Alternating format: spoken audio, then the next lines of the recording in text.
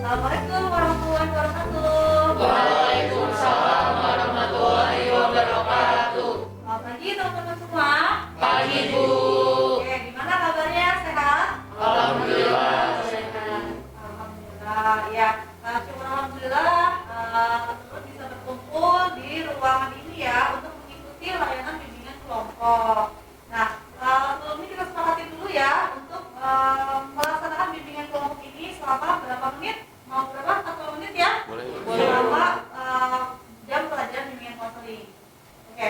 Nah, sebelumnya Ibu ingin kita melakukan perkenalan dulu. Udah pada kenal belum? Belum. Nah, tak kenal maka kata saya, berarti Ibu ingin teman-teman semua melakukan perkenalan dan juga sebutkan visi misi dari hidup masing-masing. Oke, bisa? Bisa, Bu. Bisa. Oke, dimulai dari Ibu ya. Ya, baik. Nama Ibu Eva Puspa Dewi. Visi misi saya adalah membahagiakan orang lain dan juga membahagiakan orang tua. Silakan. Perkenalkan, nama saya dari Sadira Alexandro. Visi saya itu berguna untuk masyarakat, tidak bagian membela orang tua. Oke, nama saya Muhammad Fahri Akbar. Visi misi hidup saya yaitu bisa membahagiakan orang lain dan menjadi inspirasi bagi orang-orang di sekitar saya. Nama saya Indira Pramesti, visi misi saya adalah membantu teman saya yang lagi susah. Nama saya Lintang Abidena Yulfaiza, visi misi saya hidup bahagia dan membangun orang tua. Nama saya Lutfia Zahira, visi misi saya mencapai cita-cita yang saya tuju dan membahagiakan orang tua. Nama saya Muhammad Zidan Fadila, visi misi saya menjadi orang yang berguna dan dapat diandalkan. Nama saya Fawaz Mujaba, visi dan misi saya adalah dapat menguasai soft skill yang dibutuhkan pada saat masa yang mendatang. Oke, bagus semua. Tepuk tangan untuk semua ya. Bagus. Oke. Nah, sebelum mulai, kita tadi belum baca doa ya? Ya, kita mulai dulu dengan membaca doa agar bimbingan kelompok ini berjalan dengan lancar. Siapa yang mau memimpin doa? Saya, Bu. Ya, silakan. Nah, Oke, sebelum kita memulai bimbingan kelompok pada hari ini, alangkah baiknya kita membaca doa terlebih dahulu. Berdoa mulai.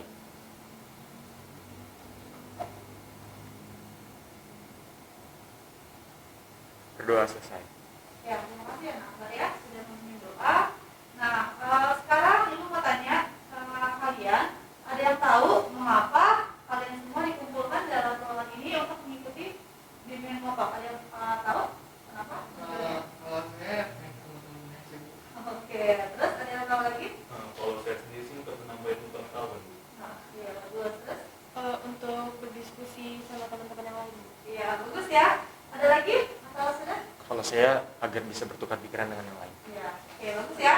Nah teman-teman tadi sudah bagus semua perhatian apa namanya rasa gitu ya. Pengen tahu nih di sini tuh mau mengikuti bimbingan kelompok tuh mau ngapain sih gitu ya, betul semua ya.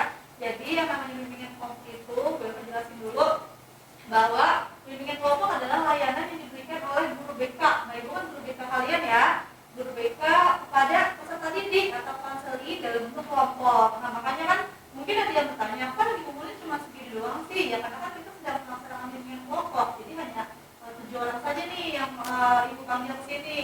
Nah tujuannya untuk apa? Untuk membahas suatu pembahasan topik. Nah di sini ibu memakai teknik atau topik tugas yang ibu berikan. Jadi nanti ketika ibu memberikan temanya, nanti kita umum melakukan diskusi kelompok, ya. Nanti akan diberikan Bu Eva 2 kelompok karena di sini jumlahnya ganjil ya. Jadi ada yang 4 orang, ada yang 3 orang. Oke, nanti setelah itu kalian bisa berdiskusi. Oke, paham sampai sini? Paham, Bu. Ya. Nah, sebelum mulai juga ibu akan menjelaskan dulu nih atas apa sih yang dilandasi atau asas-asas yang melandasi bimbingan kelompok ini, ya. Teman-teman harus tahu yang pertama adalah asas yang namanya keterbukaan. Jadi nanti jangan pada malu ya untuk sharingnya atau apa namanya jajak pendapatnya, berdiskusi. Jadi nanti sama-sama kita berbicarakan suatu masalah atau topik yang kita bahas. Nah yang kedua adalah asas kenormatifan. Jadi ada etika. Ketika nanti teman-teman itu mau bicara, itu nanti tolong ajukan raise hand atau apa namanya acung jempolnya atau acung tangannya itu saya pengen nanya gitu ya. Nah, terus yang ketiga adalah asas keaktifan. Jadi teman-teman jangan pada diem aja ya. Makanya kan ibu di sini buat apa? Buat berdiskusi kelompok. Oke, sampai sini paham? Paham, Bu. Iya. Oke, nah ada yang tahu nggak kira-kira kita membahas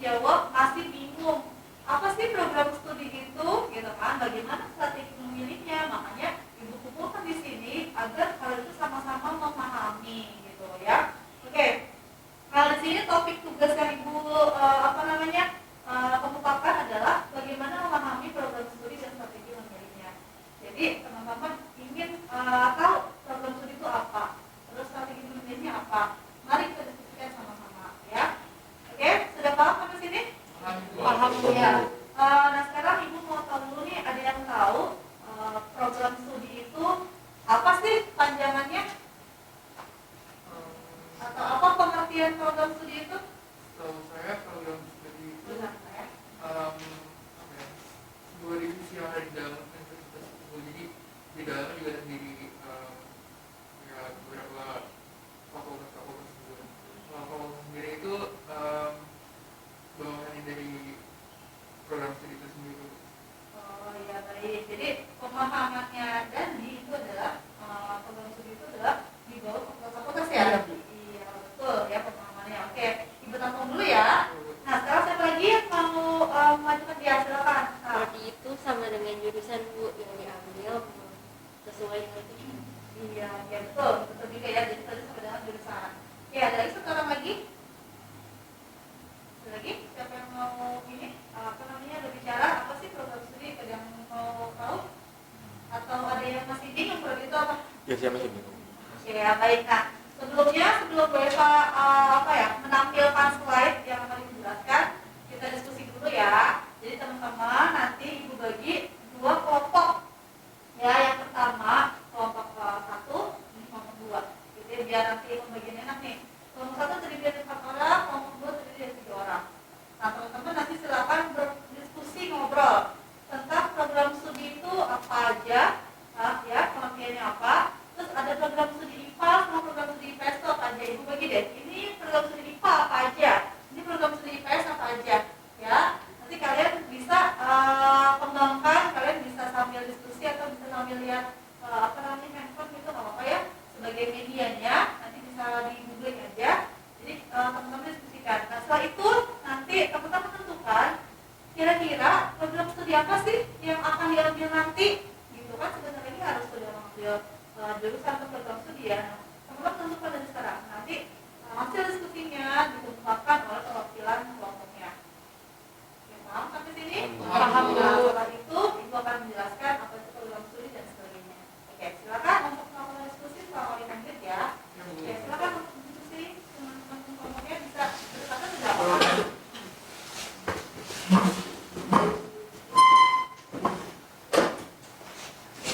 Jawab.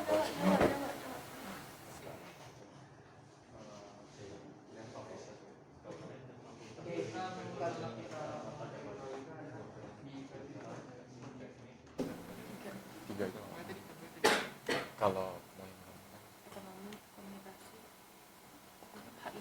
Kalau mau yang gampang kan ya terus yang kedua tuh komunikasi, yang ketiga psikologi,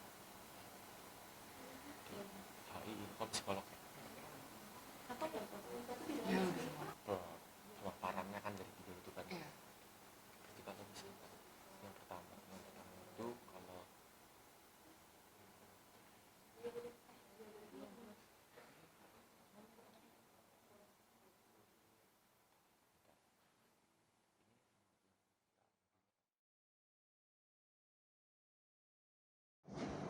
Oke, gimana sudah diskusi ya? Sudah. Iya, baik. Nah, sekarang ibu mau tahu siapa yang menjadi perwakilan satu untuk mengumpulkan hasil diskusinya? Saya Bu. Ya, nanti tolong ditanggapi dan misalkan nih kelompok 1 sudah berbicara, nanti kelompok 2 silakan menanggapi ya. Setelah nanti perwakilan 2 itu juga mau mengumpulkan pendapatnya. Ya, silakan kelompok 1 siapa? Tadi? Saya Bu. Oh, iya, silakan Mas. Oke, jadi tadi kelompok saya juga udah analisis fakultas apa saja yang didapat dari jurusan MIPA. Yang pertama itu kita dapat 3 fakultas. Yang pertama itu adalah fakultas teknik, yang kedua fakultas kedokteran, dan yang ketiga fakultas MIPA. Fakultas teknik ini mencakup teknik perminyakan, teknik batubara, teknik pertambangan, dan lain sebagainya. Dan juga untuk fakultas kedokteran itu mencakup kedokteran gizi, kedokteran anak, dokter hewan, dan lain sebagainya. Dan untuk fakultas MIPA sendiri ini mencakup matematika, terus statistika, geografi, dan lain sebagainya. Ya itu. Iya. Lalu masing-masing individu mengambil jurusan apa atau seperti apa? Tadi sudah dibahas loh. Ya, mulai dari kelas. Kalau saya sendiri sih ingin mengambil fakultas ilmu sosial dan ilmu politik. jurusannya itu Prodinya. ya untuk prodinya sendiri saya berencana untuk mengambil hubungan internasional. Oke, baik. Ya, kelas. Semoga bisa tercapai ya. Amin Bu. Ya, sekarang sudah apa? Sudah ada keinginan? Sudah Bu. Untuk saya sendiri rencananya saya akan mengambil fakultas ekonomi, dan untuk prodinya sendiri yaitu saya akan mengambil bisnis manajemen. Misalnya ya, bagus ya. Silakan. Ini anak IPS semua berarti ya? Oh ya, IPA-nya ya. Oh ya, sorry. Kalau saya mengambil tugas kedokteran, prodinya Oh, fakultas kedokteran.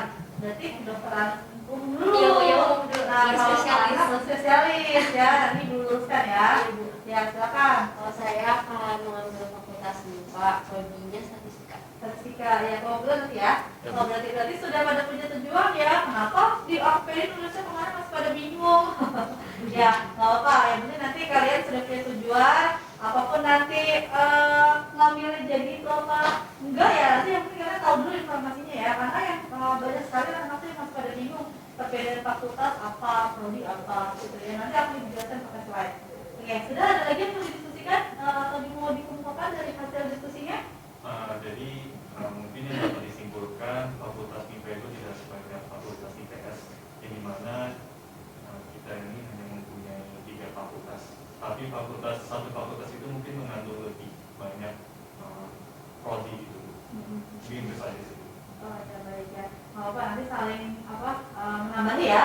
Oke, terima kasih atas kelompok 1. Sekarang kelompok 2, siapa yang mau menggunakan hasil diskusinya? Saya Bu. Ya, Mbak. Oke, jadi saya, Dandi, dan juga Indira sudah berdiskusi tentang beberapa prodi yang ada di jurusan IPS. Jadi dari hasil diskusi kita itu mempunyai 3 prodi, yaitu prodi yang pertama itu ada prodi hubungan internasional, yang kedua prodi psikologi, dan yang ketiga prodi ilmu komunikasi.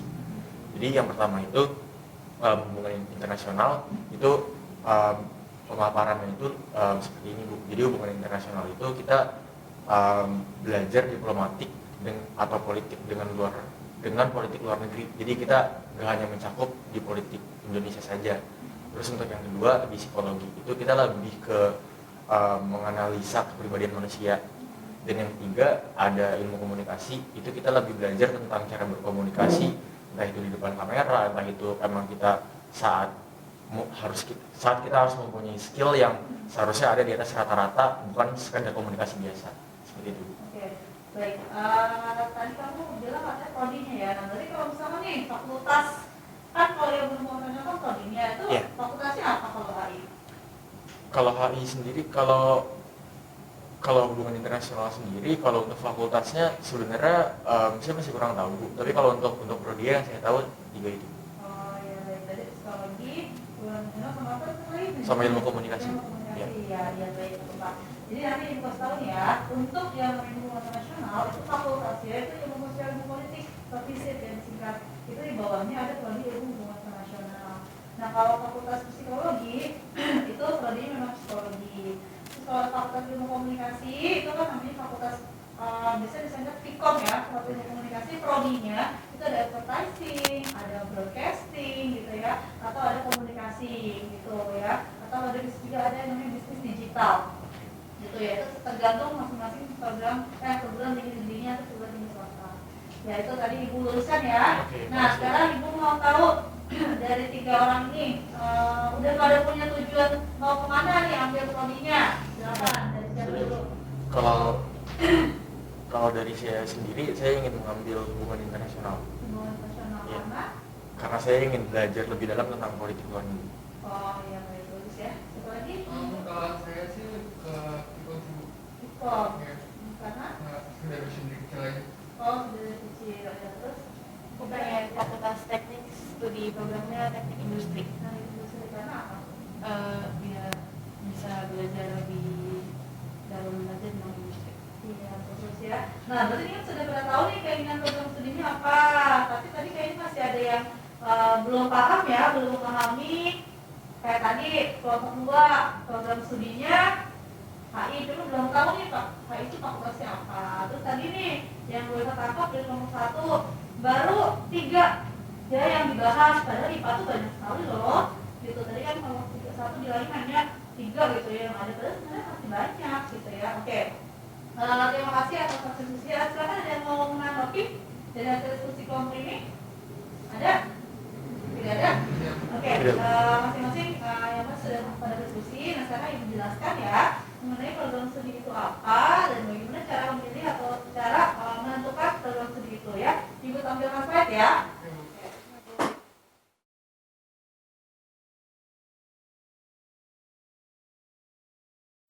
Baik, nah sesuai tadi yang janji Bu Eka sampaikan, setelah berdiskusi kelompok, Ibu akan menjelaskan nih mengenai mengenal program studi dan strategi menjalininya ya. Ibu menggunakan slide biar kalian langsung melihat, langsung membacanya. Tujuannya untuk apa sih? Agar peserta didik dapat mengenal dan memahami program studi dan strategi dengan dalam memilihnya. Oke, next. Nah, Ibu mau explaining sebentar ya untuk mengasah otak. Ibu pengen tahu nih teman-teman masih konsentrasi atau tidak. Nah ini gambar apa? Silakan ada yang bisa. Terus ini menurut teman-teman apa nih makna dalam gambar di bawah ini? Silakan. Asma otak nih namanya nih. Silakan siapa yang bisa jawab? Yuk, awas, silakan. Ya, silakan. Dari yang saya lihat dari gambar tersebut, saya melihat bahwa ada handphone ya Bu, handphone, dan handphonenya itu di atas barang-barang kayak ada seperti kacamata, kalkulator, handphone besar, jam tangan, penggaris dan lain-lain. Nah, sedangkan di HP di dalam handphone tersebut sudah ada banyak gitu Bu. Alat-alat tersebut sudah ada di handphone, tinggal bisa di-download, ada aplikasinya gitu Bu di handphonenya. Jadi nggak usah perlu ribet bawa barang-barang yang ada di sekitar handphone itu Bu. That's right ya, jawabannya betul. Sekali itu tepang dulu. Bagus ya. Nah di sini apalagi sekarang gadget itu sudah semakin canggih. Dalam gadget itu mengandung atau memiliki banyak aplikasi. Ada satu di antaranya adalah jam. Jadi kadang-kadang dia tidak perlu lagi menggunakan jam, gitu ya. Tinggal aja di handphone. Ada. Yang kedua, kalkulator. Zaman sekarang tuh kadang-kadang kalau anak-anak atau banyak lah mahasiswa atau yang memiliki usaha juga tidak memiliki kalkulator, langsung melihat di gadget. Terus yang ketiga, alat tulis ya, apalagi sekarang gadget sekarang atau tab itu sudah dilengkapi dengan S Pen-nya ya. Jadi tidak perlu membawa pulpen atau notes lagi, tapi sudah ada di situ semua. Gitu ya. Penggaris semuanya, terus kompas, topos sudah ada semua. Ya, makanya gadget itu adalah sangat penting. Ya, oke, bagus. Itu adalah tebak gambar yang pertama. Yang kedua, nah di sini ya sudah ada kan? Sebagian fungsi sudah tergantikan oleh smartphone. Nah yang kedua, silakan. Menurut Anda apa makna gambar di bawah ini? Iya, silakan Nadi. Yang saya lihat ini kan ada orang di Dikas ya. Jadi tangan ini Dikas sama logo sosmed. Jadi ada Facebook, WhatsApp, Twitter. Jadi ini tuh kayak yang mengibaratkan kalau orang-orang sekarang itu terfokus sama sosial media itu sendiri. Iya. Jadi sudah terbelenggu ya? Iya. Sama dunia sosmed, ada WhatsApp, Twitter, Instagram, Facebook gitu ya, semua sudah terbelenggu sehingga Dia teralihkan oleh dunia. betul. Nah kalau menurut Anda sendiri, ketika tadi sedang berkumpul berkelompok sama teman-teman, pada aktif sendiri atau tidak? Kadang iya, kadang enggak. Iya, pasti yang dibuka kalau WhatsApp, Instagram gitu ya. Ya memang ya, zaman sekarang anak dunia itu seperti autis ya, berkumpul seperti ini, makanya kan boleh adakan kelompok ingin ngomong apa dan tidak ada yang membawa gitu juga ya, tadi kecuali pada saat diskusi kelompok agar apa biar semua sama-sama fokus membahas suatu permasalahan. Tapi nyatanya yang sekarang itu adalah ketika sedang berkumpul ya masing-masing pada main handphone gitu ya, jadi tidak fokus pada suatu permasalahan. Bagus ya, itu tadi tebak makna gambar yang kedua. Dan sini ya, manusia zaman now sudah seperti terbelenggu oleh jejaring sosial gitu. Nah di sini persepsi sama dengan apa yang mau Ibu sampaikan. Ini persepsinya adalah dengan muncul banyak program studi yang semakin spesifik di era modern ini, menjadi program studi tergolong bukan hal yang mudah, gitu ya. Belum lagi memikirkan program studi yang tepat, kalau itu sesuai passion dong. Nah, yang akan membuat anak kita sukses nanti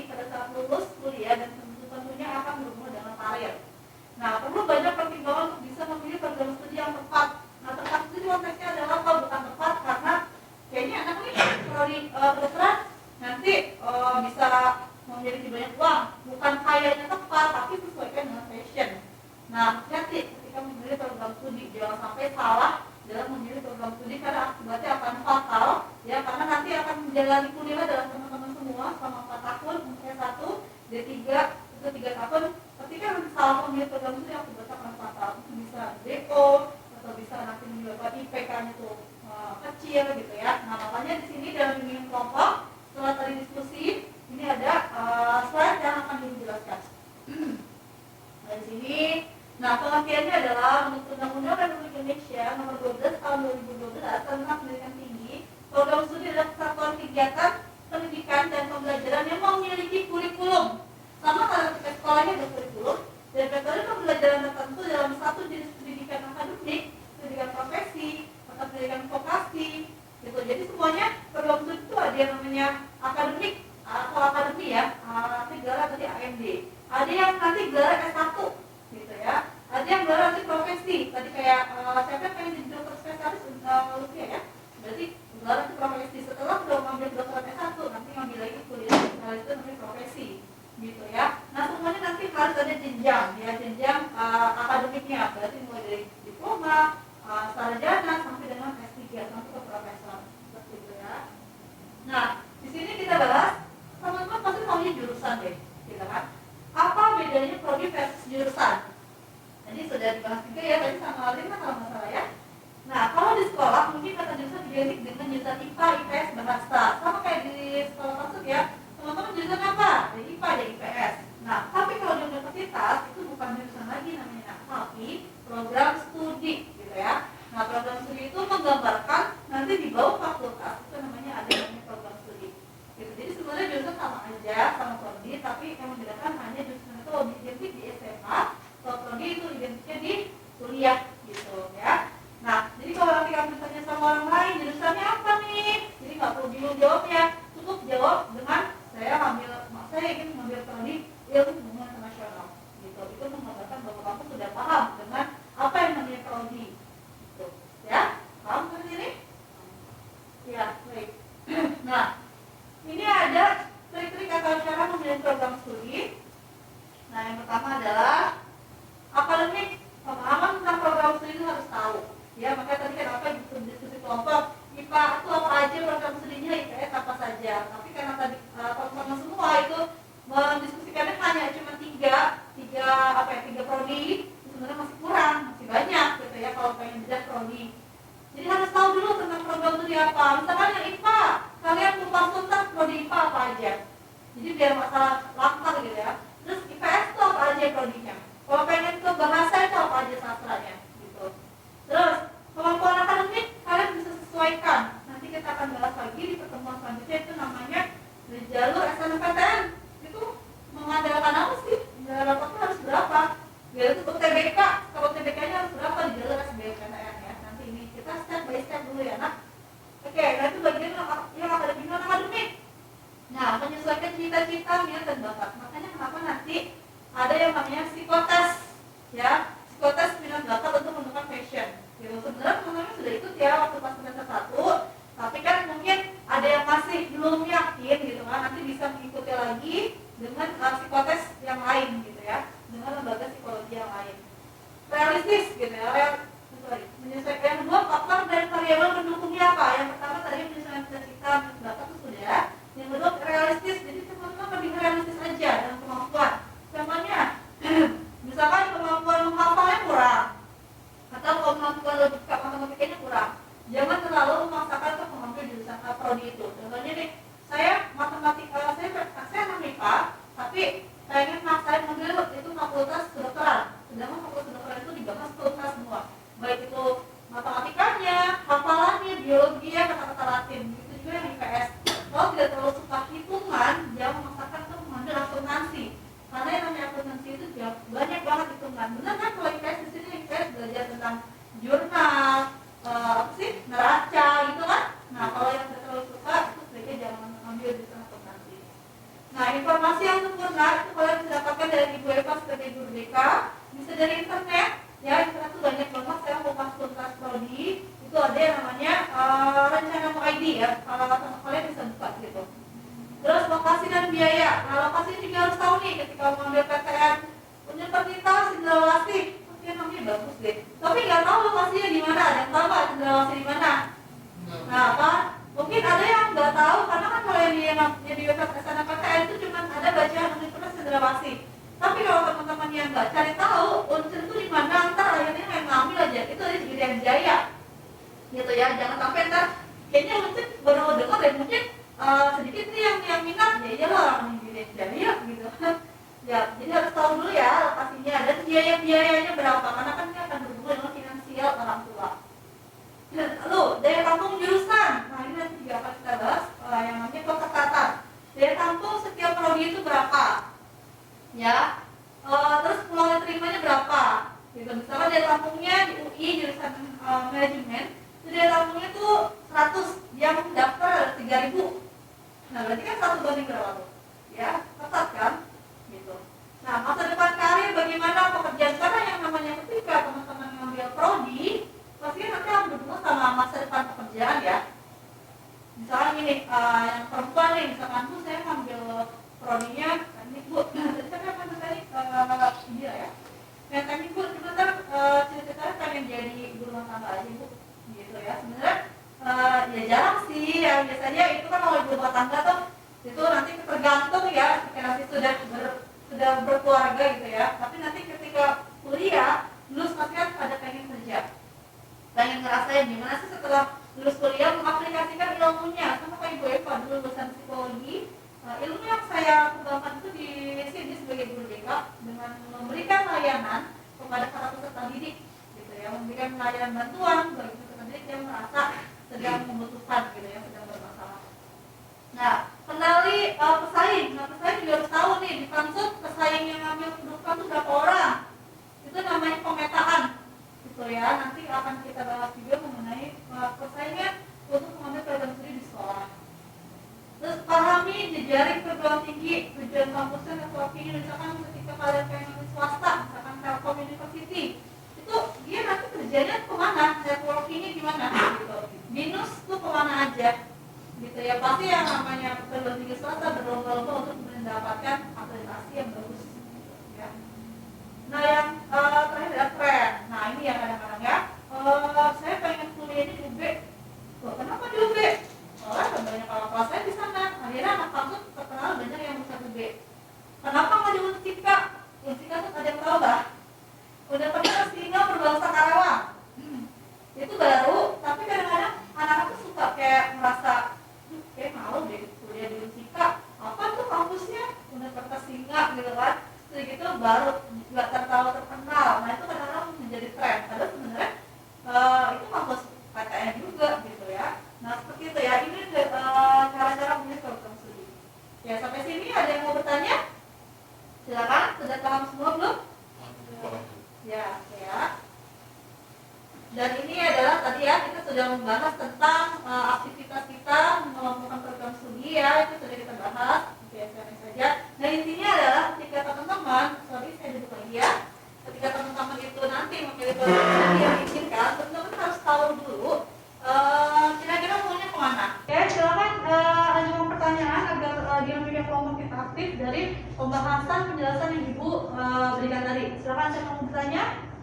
Saya Ya. ini mungkin mengacu pada pertanyaan masalah di mana saya itu masih galau sama jurusan yang prodi yang saya pilih. Yang pertama itu saya fokus pada hubungan internasional dan yang kedua itu ada ilmu komunikasi. Nah dari setiap prodi itu ada plus minusnya ya. Misalnya dari hubungan internasional mungkin dari sisi kelebihannya saya kadang suka cari tahu tuh tentang bagaimana dunia politik luar seperti apa dan lain sebagainya. Terus tapi dari sisi kelemahannya mungkin kita juga harus pandai membaca berbagai jurnal atau referensi yang berbahasa Inggris. Dan juga untuk ilmu komunikasi ya. Sebenarnya untuk minusnya saya kurang tertarik. Namun kalau saya lihat dari materi secara garis besarnya itu pasti selalu berkaitan dengan yang namanya komunikasi. Jadi mungkin ini teman-teman ada mengalami hal yang sama. Galau antara dua jurusan atau lebih, kira-kira bagaimana cara siswa atau siswi menyikapi kegalauan dalam memilih prodi. Ya, baik. Terima kasih pertanyaannya bagus ya. Jadi gini, kelas, ketika dihadapkan dengan dua pilihan ya, galau gitu ya, bahasanya galau, bingung mau ngambil yang mana nih, dua-duanya saya suka gitu ya, tapi bingung. Nah sekarang lebih ke kamu lebih nyamannya kemana, kamu lebih lebih prefer kemana, contohnya kamu lebih senang kayak tadi pembahasan tentang dunia politik gitu kan, terus Inggris gitu kan, berarti kan yang utama kamu lebih senang hubungan internasional, walaupun dari segi berbicara kamu lebih cocok di ilmu komunikasi karena bicara kamu runtut gitu ya, bagus terstruktur gitu. Nah sekarang tinggal pilih aja untuk kita gabungin deh, kita sambungkan ke SNMPTN misalkan. Nah berarti nilai untuk prodi ilmu hubungan internasional berarti harus ada mata pelajarannya yang bahasa Inggris. Bahasa Inggrisnya berapa? Karena kan yang namanya HI itu kan pasti minimal Inggrisnya bagus ya. Selain itu nanti karena kamu harus mempelajari juga bahasa-bahasa yang lain gitu ya. Yang namanya HI pasti kan ditempatinnya di mana, misalkan pendubes Indonesia untuk Australia gitu ya kan, berarti kamu harus bisa menguasai bahasanya. Untuk kedubes misalkan Indonesia untuk Jerman, jadi kan kamu harus bisa bahasa Jerman gitu ya. Nah kalau ilmu komunikasi itu lebih fleksibel ya, pelajarannya lebih banyak praktek, karena yang namanya ilmu komunikasi itu nanti ada jurusan atau prodinya lagi yang namanya ada broadcasting, advertising gitu kan, ada PR, public relation. Nah makanya kamu nanti lebih fokusnya kemana gitu. Sebenarnya gampang aja kok, tinggal kamu sukanya apa gitu. Kalau yang lebih suka ngomong, nggak suka pelajaran bahasa Inggris misalkan ya, yang ambil ilmu komunikasi. Itu dua-duanya sangat ketat di setiap program, di setiap perguruan tinggi negeri gitu. Jadi hati-hati dengan memilih dua prodi itu, karena itu banyak banget peminatnya, lebih banyak ilmu komunikasi dibanding hubungan internasional gitu. Oke, sudah terjawab? Sudah. Ya baik. Oke, sama-sama. Ada lagi yang mau bertanya? Sudah? Oke baik. Kalau sudah tidak ada yang mau bertanya, silakan untuk memberikan ya refleksi dari pembelajaran kita hari ini ya, beserta pesan serta tindak lanjut setelah mengikuti layanan bimbingan kelompok ini. Oke, siapa yang mau memberikan pesan, refleksi dan juga tindak lanjut? Siapa? Saya dulu. Ya. Jadi pesan yang saya dapat dari kegiatan pada hari ini, mungkin tadi sebelum melakukan kegiatan hari itu saya masih agak bingung dan takut juga Bu dalam memilih prodi nanti kayak masuk kemana, saya masih bingung. Cuma ya setelah dijelasin sama Ibu sama dengar pendapat dari teman-teman yang lain, saya lebih dapat ini sih Bu, informasi lagi Bu mau mana yang nanti. Ya, alhamdulillah berarti kamu lebih sudah tercerahkan ya. Ya, terus rencana tindak lanjut setelah mengikuti layanan ini apa? Mungkin saya mau nyari lebih lanjut lagi, nyari tahu lebih lanjut lagi sih Bu, nanti apa yang bakal saya pilih, apa yang bakal saya ambil lagi Bu. Oke, tadi kamu IPS ya. Iya. Nah, jadi tugas kamu mencari program studi atau kupas tuntas program studi IPS itu apa aja. Iya, Bu. Setelah itu kamu tinggal satu-satu baca pengertiannya gitu ya. Oh, kamu sukanya ini nih gitu kan, berarti tinggal diambil aja. Oke, itu aja. Iya. Oke, siapa lagi? Satu lagi yang mau untuk memberikan kesan, refleksi gitu. Siapa? Saya boleh Ya. mungkin hampir sama seperti yang dia Bu. Kalau pesan dan mungkin nanti saya setelahnya akan bertindak lanjut karena saya telah belajar tentang cara memilih program studi yang baik. Karena sebelum saya mengikuti bimbingan pada hari ini, saya pun sebenarnya masih bingung tentang sebenarnya faktor dan variabel pendukung dari saya memilih prodi itu apa sih. Tapi sekarang saya sudah dapat pemaparannya, jadi saya lebih mudah nanti untuk lebih realistis dalam memilih prodi yang saya inginkan. Ya, oke. Berarti kamu sudah tercerahkan juga ya? Iya. Alhamdulillah. Ya, saya senang sekali ya jika teman-teman semua sudah memahami mengenai program studi dan juga strategi memilihnya. Itu artinya layanan bimbingan kelompok ini memberikan manfaat ya buat teman-teman semua. Oke, mungkin ini sudah waktunya selesai ya. Sebentar lagi kita akan mengakhiri dan Koyoka berharap apakah layanan kelompok ini, bimbingan kelompok ini akan ada tindak lanjutnya setelah ini? Ya, oke baik ya. Nanti akan Ibu berikan topik lagi ya untuk membahas. Semoga bisa dengan anak-anak yang lebih banyak ya, kita biar lebih seru lagi. Oke, karena waktu sudah habis, bisa diakhiri dengan doa. Silakan, siapa? Akbar ya? Oke, sebelum kita mengakhiri bimbingan kelompok pada siang hari ini, alhamdulillah kita membaca alhamdulillah terjadi. Amin. Ya. Terima kasih teman-teman semua telah mengikuti layanan bimbingan kelompok ini, dan alhamdulillah ini sangat bermanfaat buat teman-teman semua ya. Saya ucapkan terima kasih atas kehadiran kalian di ruangan ini, dan Ibu berharap pesan Bu Eva setelah mengikuti layanan bimbingan kelompok ini, teman-teman sudah tidak buta lagi ya, tidak buta dalam hal program studi itu apa, fakultas itu apa, terus apa aja langkah yang harus diambil. Tadi sudah saya jelaskan ya di slide, tata caranya memilih program studi itu apa aja, disesuaikan dengan passion, terus dengan lokasi, biaya dan sebagainya ya. Jangan sampai, pesan Ibu jangan sampai teman-teman salah dalam mengambil jurusan atau prodi, karena itu akan berakibat fatal ya. Karena kalau fatal itu nanti akan kuliahnya jadi nggak nyaman gitu ya, karena sudah banyak sekali kakak kelas yang mengalami seperti itu. Oke, baik, Ibu akhiri pertemuan ini. Terima kasih atas kesediaannya, dan jangan lupa nanti ada evaluasi yang akan Ibu berikan ya, evaluasi hasil dan juga LKPD ya yang harus teman-teman isi. Oke, terima kasih semuanya. Assalamualaikum warahmatullahi wabarakatuh. Waalaikumsalam.